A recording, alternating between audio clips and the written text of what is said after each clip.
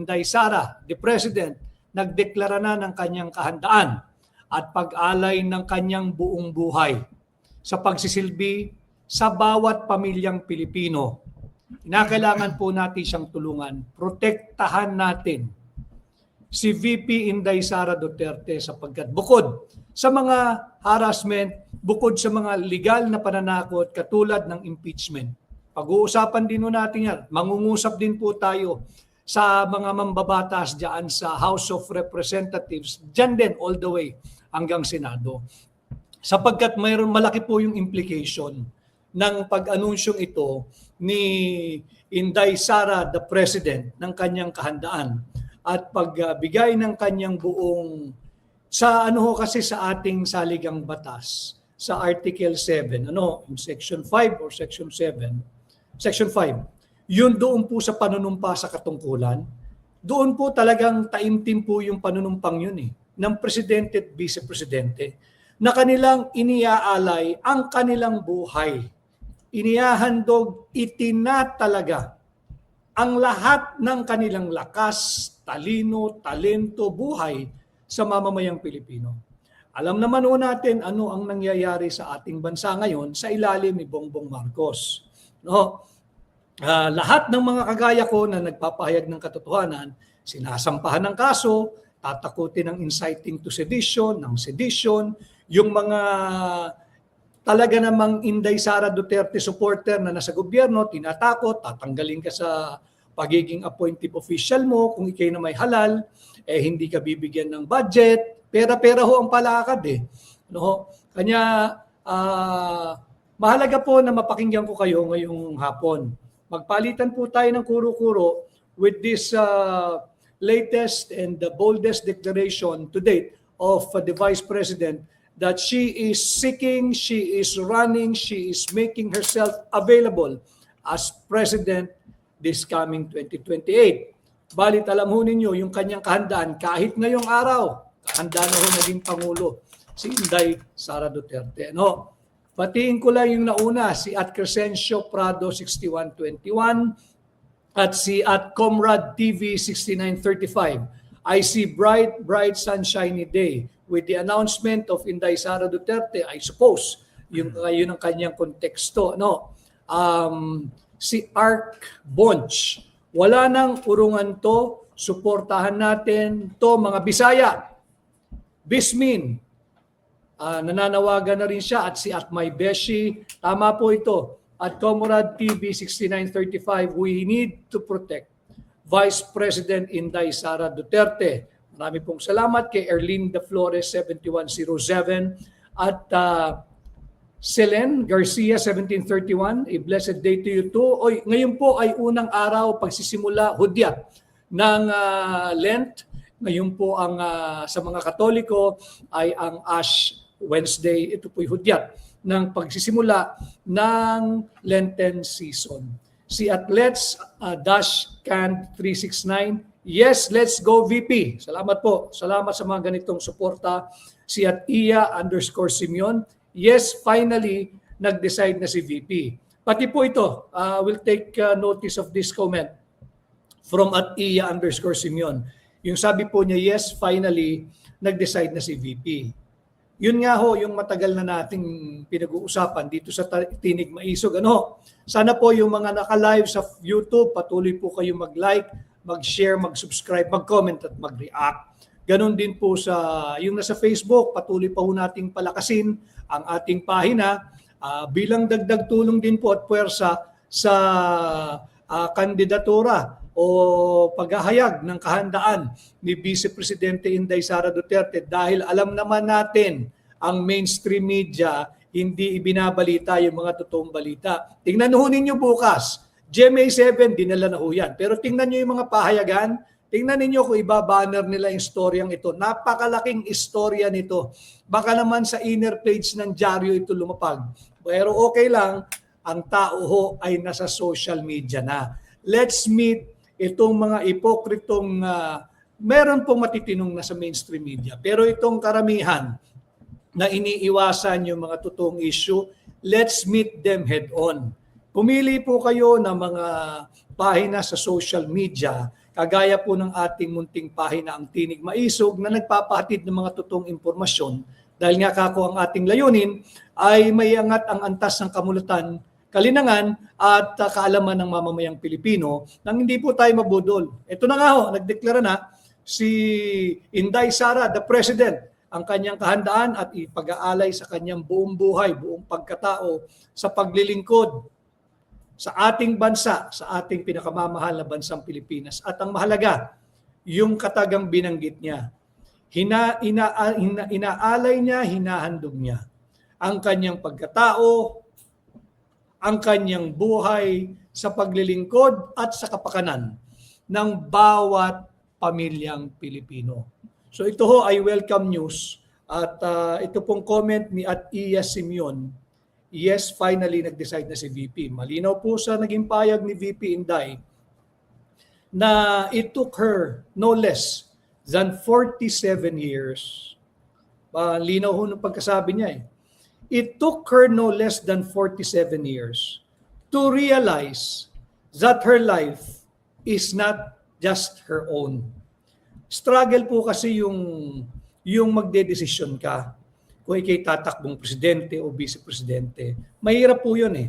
Sapagkat hindi po yan yung parang nangyayari ngayon. Gusto lang pala makuha yung titulong presidente. Pero ayaw mag-astang presidente. Hindi po yung astang presidente presidentiable. Kundi ayaw maging ama ng Republika ng Pilipinas. At ngayon po talagang may sakit ang ating bansa. Balik na naman po tayo sa pagiging sick man of Asia. Bagsak ang foreign direct investment, bagsak ang turismo, bagsak ang ekonomiya. Bagsak ang halaga ng piso, nakaka-recover lately pero bagsak pa rin, mababa pa rin. At sinisira po ang lahat ng institusyon. Ang kinakailangan po ng bawat pamilyang Pilipino, ang kinakailangan po ng bansang Pilipinas, ang kinakailangan po ng bawat overseas Filipino workers ay ang pagkalinga ng isang leader na tatayong isang tunay na ina sa bawat Pilipino at sa bawat pamilyang Pilipino. Ito na po ang ina ng sambayan ng Pilipino, ang ina ng Republika ng Pilipinas, ang ilaw ng ating tahanan, Inday Sara, the President. Yan po ang ating pakay ngayong hapon at bilang tugon, hindi ho naging madali sa kanya. Sinabi po niya malinaw, it took her no less than 47 years na ma-realize niya, na mapagtanto niya na ang buhay pala niya hindi kagaya po ng buhay nating mga karamihan. Ang buhay niya, pagkatapos ng mahabang taon, 47 years to be exact, napagtanto niya ay hindi kanya. Kaya ito po ay napagtanto niya na ang buhay niya hindi lamang para habulin yung personal satisfaction, personal glory, personal happiness, personal success, accomplishment, and achievement as a person, as a mother, as a wife, as a daughter, as a sister to her siblings, as a friend to many, as a mother to her children. Di ho napagtanto niya after 47 years. Katangi-tangi at natatangi ang buhay niya. Kanya siya ay nagdesisyon na kanya pong inaalay sa kanyang bansa. Sa bawat pamilyang Pilipino, ang lahat ng kanyang alam, nalalaman, katalinuhan, talento, karakter, pagmamahal sa bansa, inaalay po niya sa bawat pamilyang Pilipino. Hindi po madali yun eh. At sabi nga ho niya, today, ngayong araw, February 18, I have peacefully accepted that my life is unlike any other. So malinaw po yan. At linahad din niya yung mga kadahilanan, kagaya ng pagtalikod niya sa gabinete, dahil 2024 pa lang, sa isang interview sa kanya, di ba sinabi niya, biniston niya, 2 tao lang ang naglalaro sa pera nating mga Pilipino. Pinaglalaroan, of course, with the imprimatur, of course with the approval, of course with the knowledge, of course with the consent ni Bongbong Marcos. Pero ang kanyang sidekick dyan, yung kanyang kaliwat kanang kamay, siyempre si Martin Romualdez.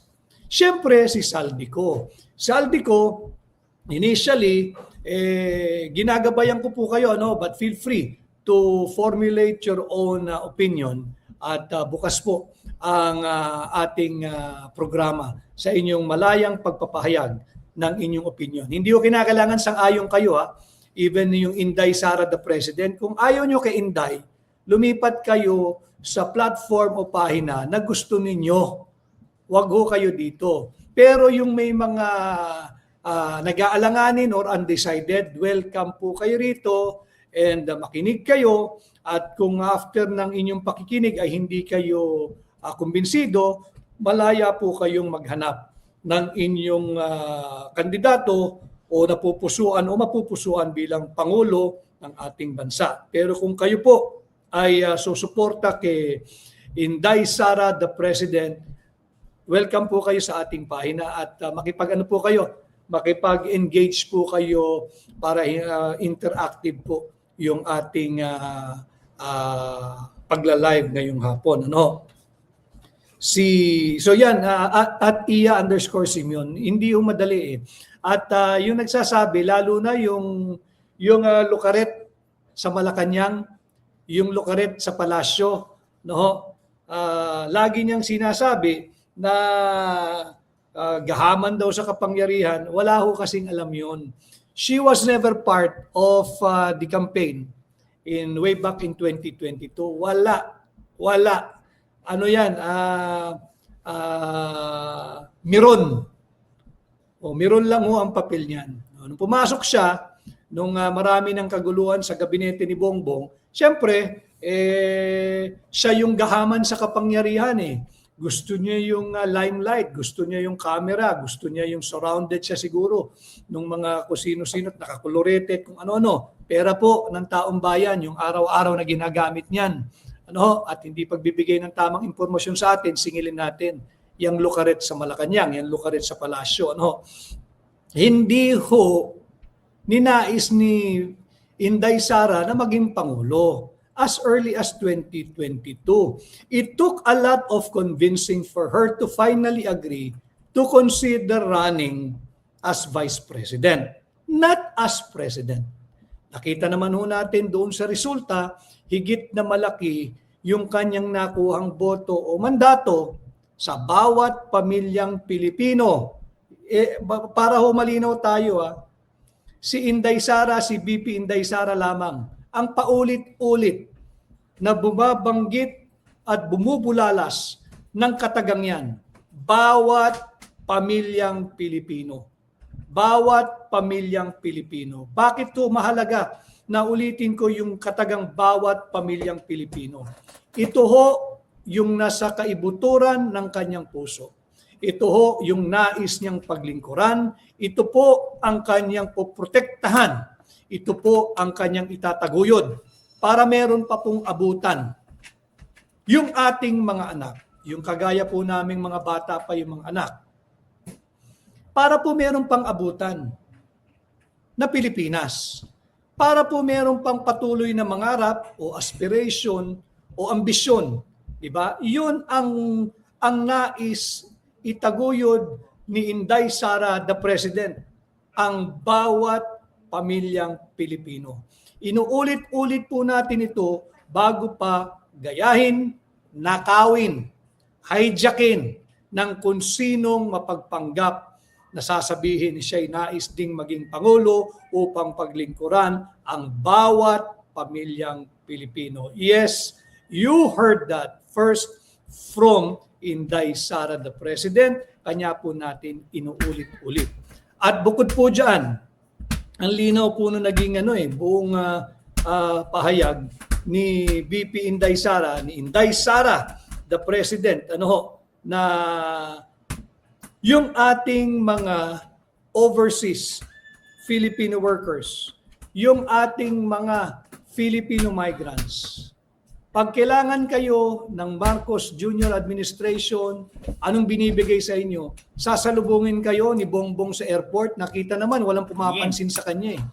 His presence in welcoming yung mga returning, whether for a brief holiday or returning permanently na overseas Filipino workers at Filipino migrants, hindi po yun ang hinahanap ng mga kapatid natin overseas Filipino workers. Ang hinahanap nila yung panahon na panatag ang kanilang kalooban kahit sila'y nagpakalayo-layo upang merong pagkakitaan at kumita ng sapat na pera para maitaguyod ang kanilang pamilya. Subalit anong nangyayari ngayon? Balik na naman ang krimen, laganap ang illegal na droga. Yan din ang lalabanan ni Inday Sara the President.